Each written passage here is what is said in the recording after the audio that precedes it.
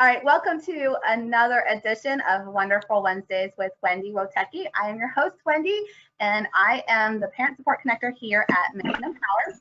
We are one of 33 community parent resource centers found in the United States, Puerto Rico, and the British Islands. We are here to, once again, bring you more information about opportunities in our community. Today, we have our special guest and our friend, office building friend from upstairs, Steve from NAMI. Hello, Steve. Hi, Wendy and everybody else. Thanks for having me today.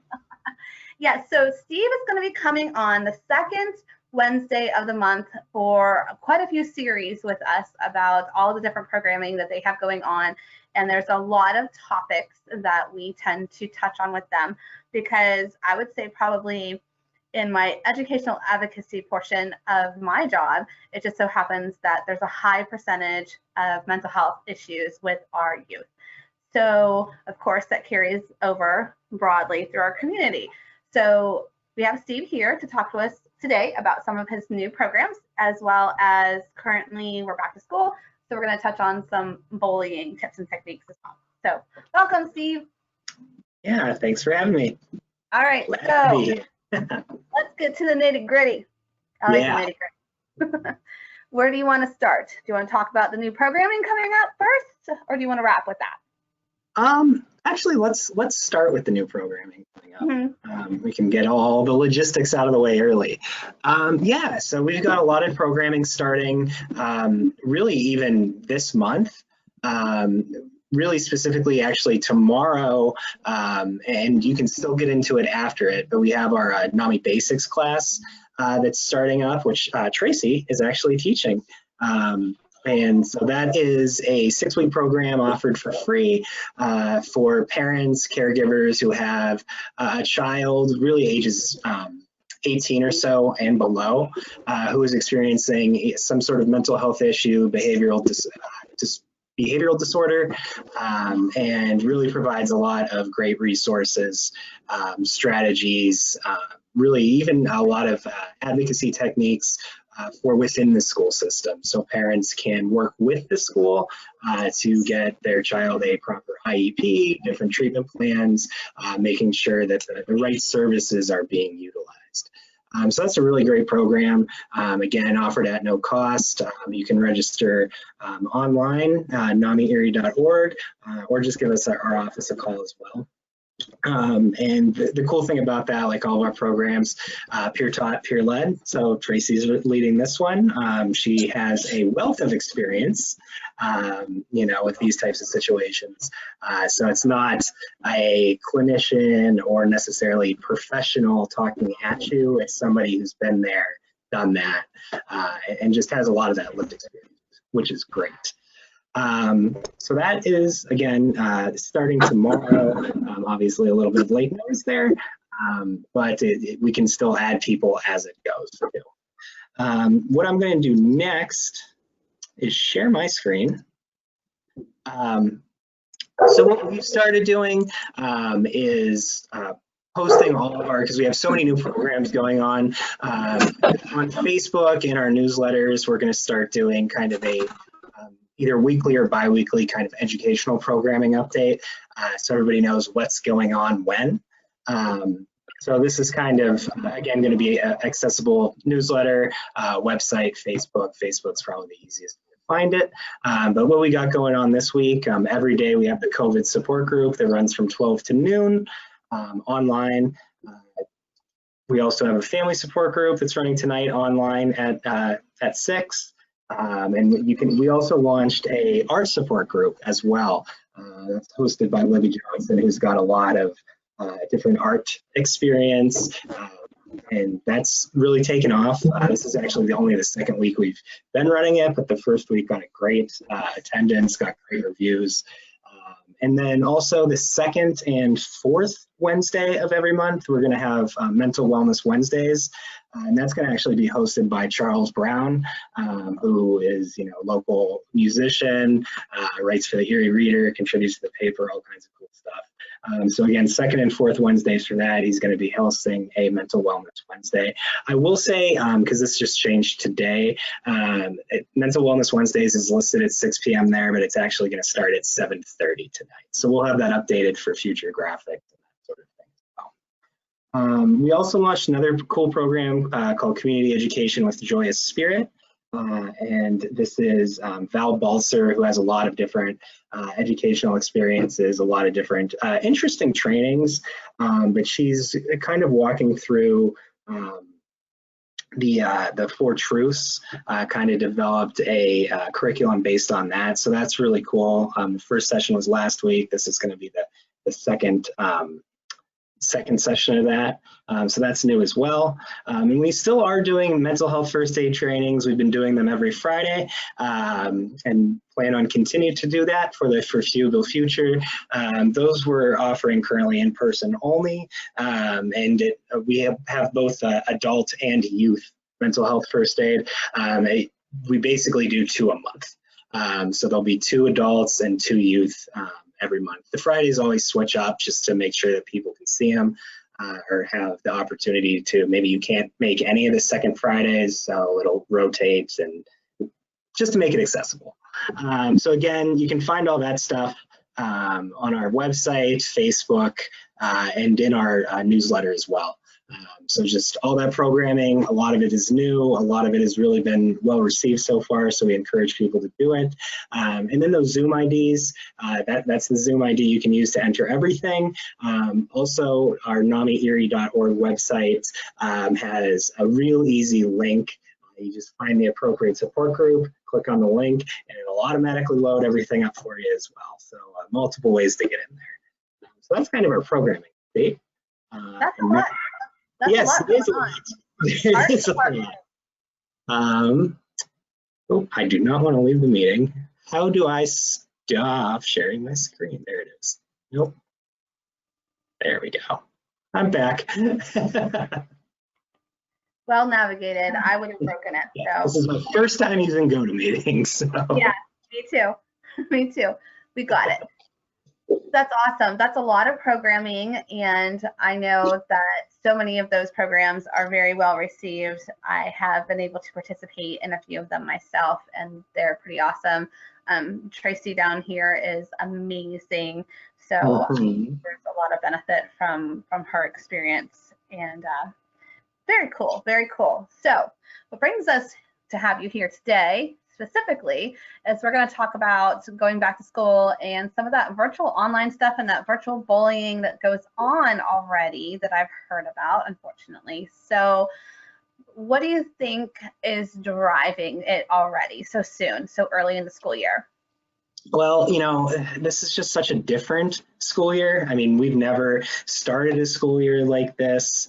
And I think a lot of it could be, you know, just stress on the kids. They need to kind of relieve that stress somehow and may not have a lot of the proper coping techniques, healthy coping techniques, that sort of thing. So they're doing, unfortunately, what they know, which may be kind of taking it out on their peers. But then there's a lot of other stuff too, you know, beyond that stress and the new virtual environment or just a different environment. You know, a lot of places are doing partial in school, partial at home, and it's just different for everyone. And, you know, we don't always know how to cope even as adults. So kids with a lot less life experience may have some more difficulty adapting to those changes. But, you know, there's just a lot of other things too. I've seen, and I don't know how true this is, because again, it's all still so new, but I've seen some references to, you know, kids even when they're on the Zoom call or whatever it might be, like looking in the background and seeing anything they can see.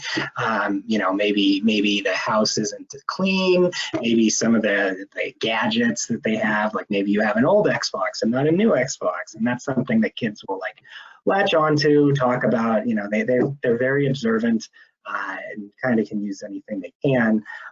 But, you know, I would personally relate a lot of it back to this just being new. It's new, it's stressful, and not using healthy coping mechanisms. And a lot of it could not be not directly school related as well. You know, there's so much going on parents, grandparents, not seeing their friends maybe, you know, depending on how socially distant they are, that sort of thing. So there's just a lot that we, none of us, the kids, the adults, the parents, teachers, haven't experienced before. So we're all navigating uncharted. Yes, one of the things that I do suggest is many school districts are allowing kids to not have to have that video on during their lessons, but that's still really hard because they want to see and be part of the unit. So I suggest highly that your desk that normally would be on a wall, that you just pivot it out to the room and make that wall your backdrop. And then I believe all the school districts in Erie County are on Zoom.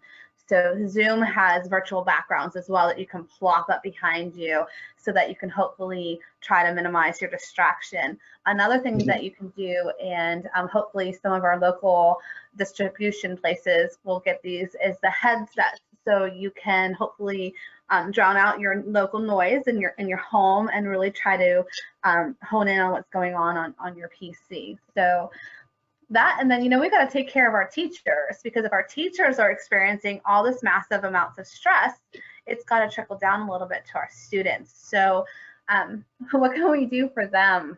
It's just all in all encompassing. So if you are a youth and you're experiencing a bunch of stress, what are some ideas that you think you can do, or how can NAMI help that? Yeah.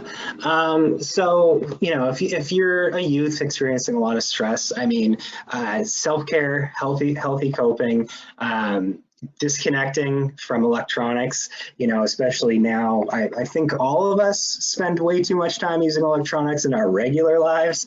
But now that, you know, we're going to school virtually, a lot of us are working virtually, that sort of thing, we're spending so much time in front of a screen that is really causing us a lot of stress, even if it's not active stress per se, but you know, there's a lot of eye strain, a lot of different mental strain from being in front of the computer so much that unplugging, disconnecting, it can only do us a world of good. So getting outside as best you can, you know, different activities that don't involve looking into a glowing screen, reading a book, that sort of thing, arts, crafts, whatever, are really going to help ourselves reset, our minds reset, that sort of thing. And then the other benefit of it too is because there is so much cyberbullying, virtual bullying, social media stuff going on right now, you know, just disconnecting from that for a while is going to do you a world of good as well. As for what NAMI can do for that, unfortunately right now we don't really have any programs directly for the youth, but you know, we can really help support the parents, teachers, caregivers, that sort of thing, between our COVID support group, again, which is Monday through Friday at noon, our kind of after hours programming, supports groups in the evening, that sort of thing. Just for someone to talk to de-stress, you know, get some insight onto how other parents, families, etc. have dealt with it as well. You know, is only going to put you in a better mental state.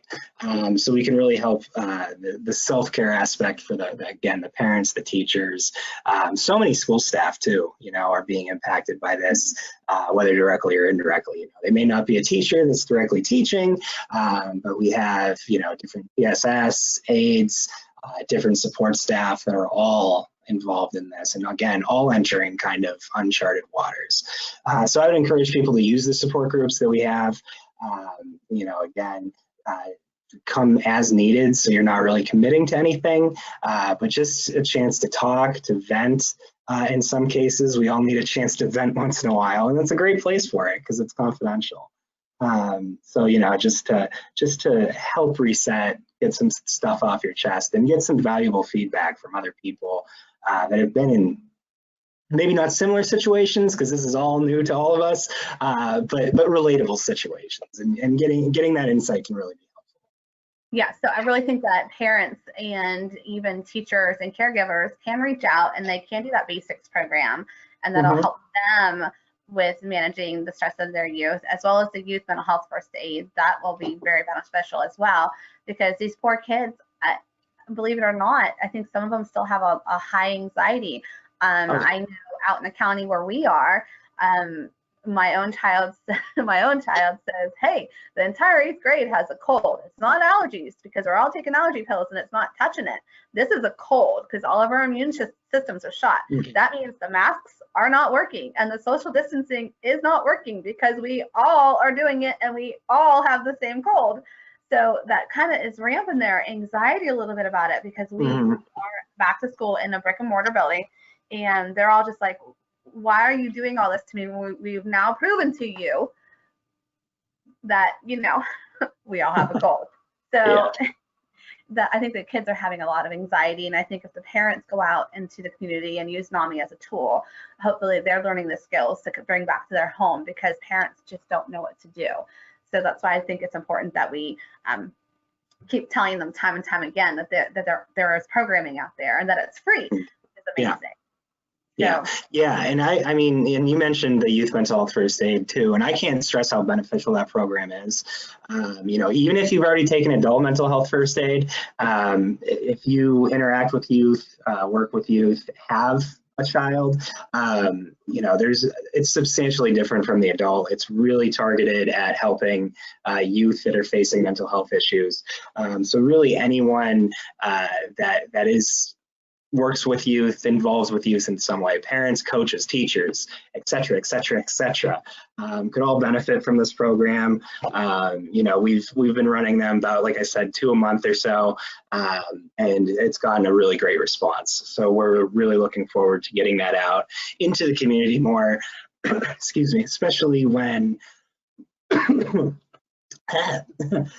especially when we can get out into the community more. You know, we're still willing to go to organizations, you know, with proper social distancing, everything like that.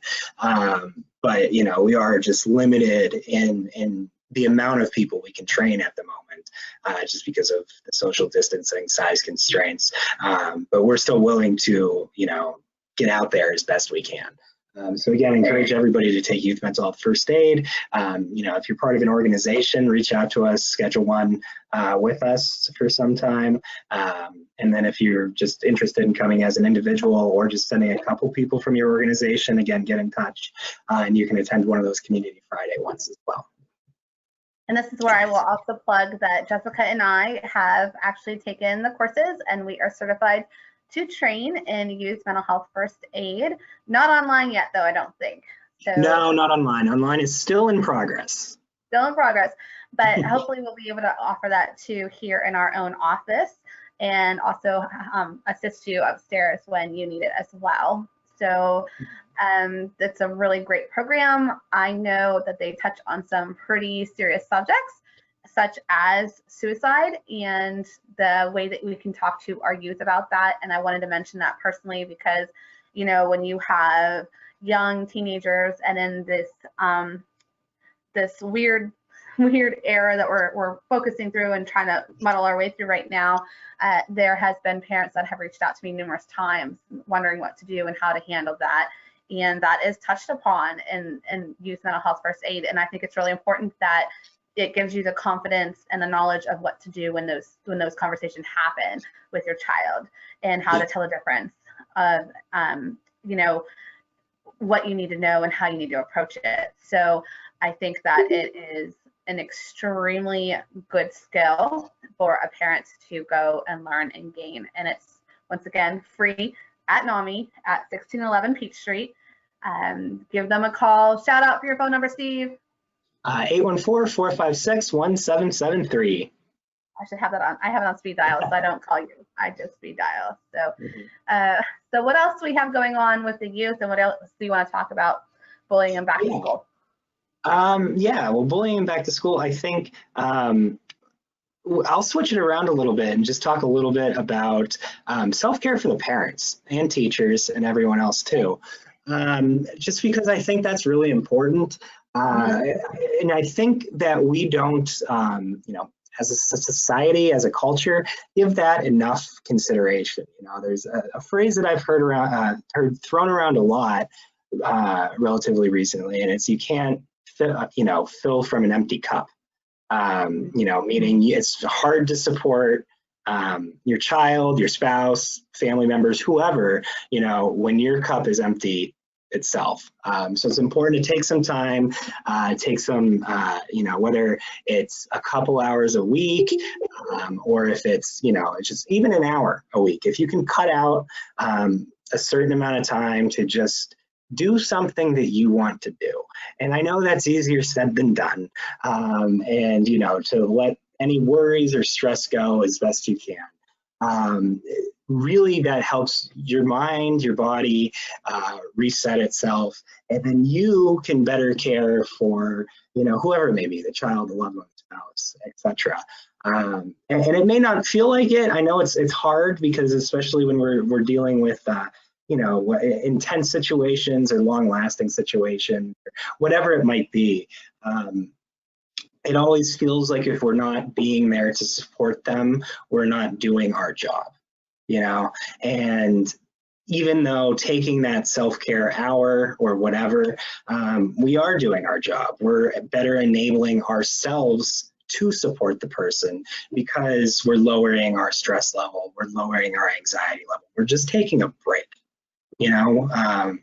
most of us, in our jobs may have designated break times or whatever it might be. And, most of us take them because we can and we need to, and we're more productive that way. So the same thing should be done in our lives. There's no real difference there, especially when we are involved in caring for someone that, needs our help. That essentially kind of becomes a job too. So we should take breaks from that. And again, I know a lot of it, especially if you're a single parent or working multiple jobs or whatever it might be, it is tough, but it definitely is worth carving out that time. However you got to do it, obviously don't put anybody in danger or whatever, but, whatever necessary steps you need to take to carve out some time for yourself, by all means, it's worthwhile, and it's actually going to better enable you to care for your child, your loved one.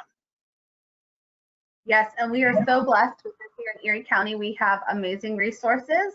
We've got the beautiful and lovely Presque Isle. We have a host of community gardens that are in the area that always need tending to by volunteers. We have Serve Erie, who is always looking for volunteers to go and do neighborhood improvements.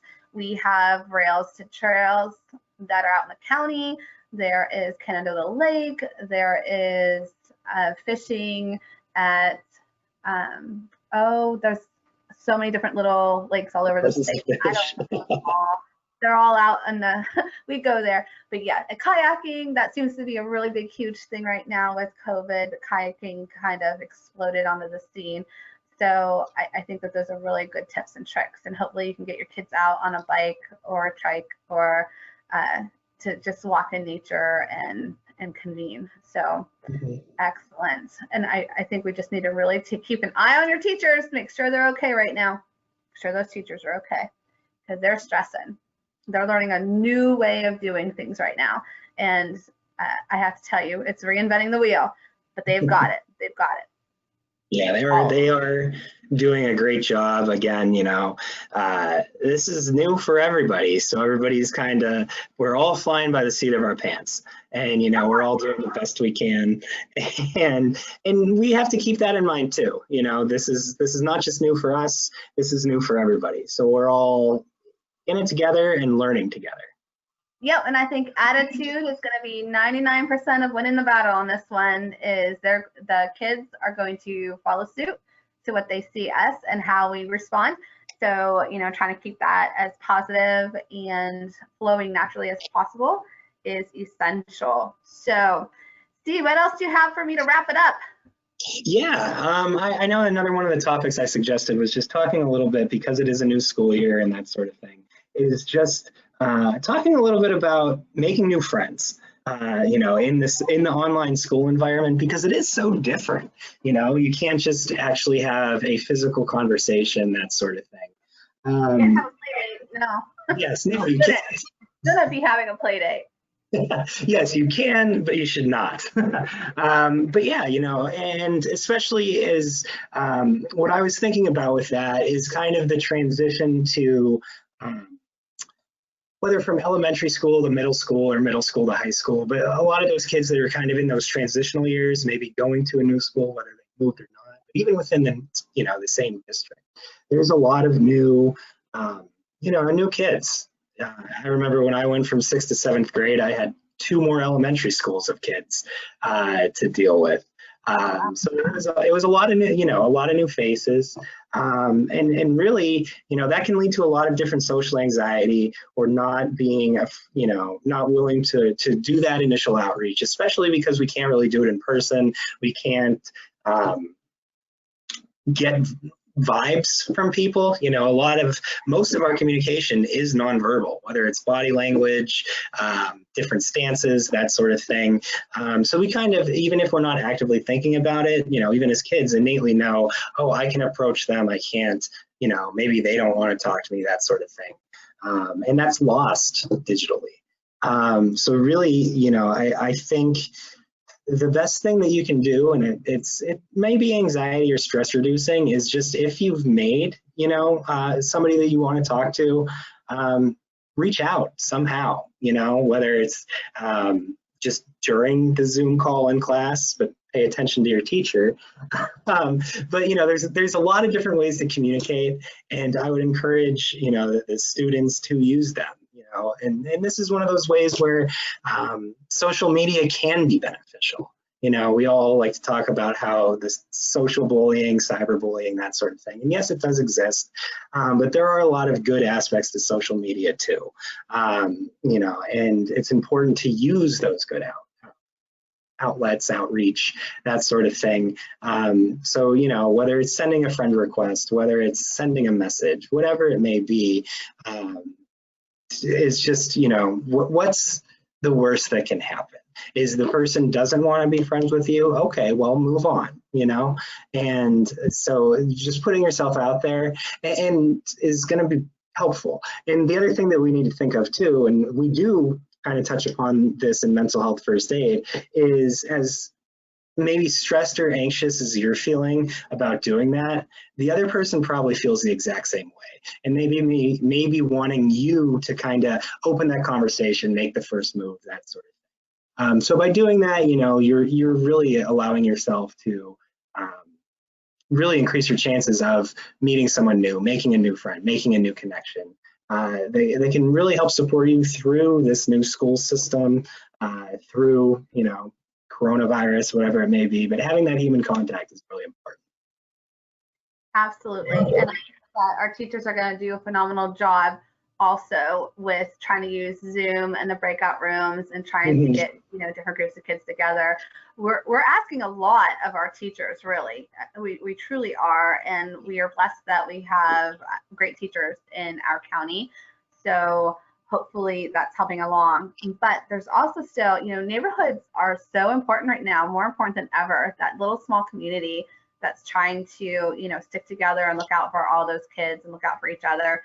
That's I think the good thing that's come out of COVID is bringing that circle kind of back in now and making it a little bit more intimate than it was before.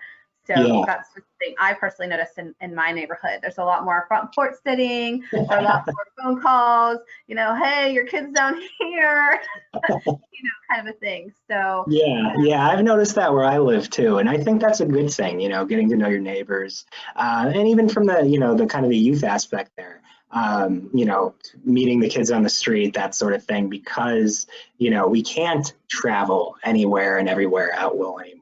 So it is forcing us to kind of get to know our communities better, which is only going to be good in the long run, knowing there's a lot of benefits.